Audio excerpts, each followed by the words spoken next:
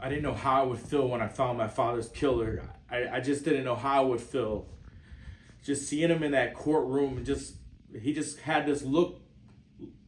He just had this look like he knew that he had got away with something. And I just wanted to make sure that he knew that I had something to prove, okay?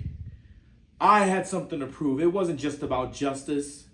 It was about fucking making this motherfucker understand that he is not going to get away with this shit. I tried to hold back as good as I could. I tried.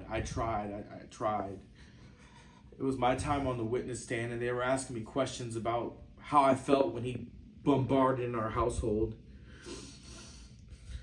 and put that gun to my father's head. It was just like a flashback, like it just happened to me, and I just couldn't contain myself, so I jumped up off the stand and I took my hands around his neck and I strangled him right in front of the judge, and I said, "Judge, this is justice, Judge. This is justice." And as his eyes started to pop out of his head, a sense of relief came over me as his body lay lifeless on the courtroom floor. Yeah, as I get ready to get out of the military, I've been searching for jobs. I've been, pretty much doing what any American does. Submitting fake resumes. Beefing up my LinkedIn account. So anyways, I got this really cool job interview. It was at this multi-billion-dollar company. High-rise building. If I could only get a job at this place, it would be a sign of success.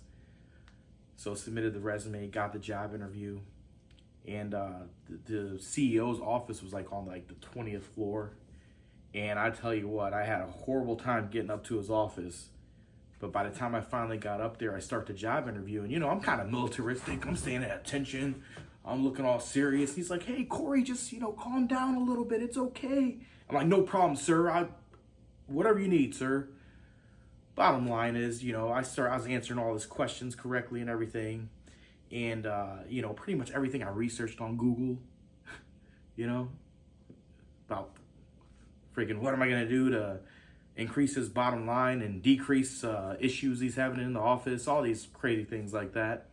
And he asked me one question. He's like, "Hey, Corey, you're doing really well in this interview, but why does your resume say Bob?"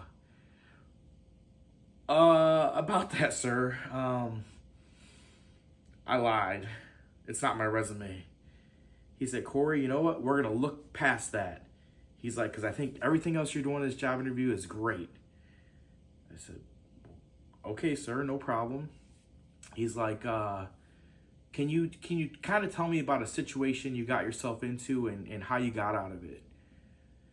And quite frankly, I didn't practice for this question. I wasn't prepared for it. So I told him, I said, "Hey, sir, there was this one time I was stuck on an elevator and I had a shit really bad. So I pulled my pants leg aside and I took a shit on the elevator." He kind of smirked a little bit and he said, "Corey, I wouldn't expect anything different from you, but I was more expecting a story, example of a situation you got yourself into and how it would apply to our company." I said, "Well, sir, that was your elevator. And if you don't mind, I'd like to go wipe my ass."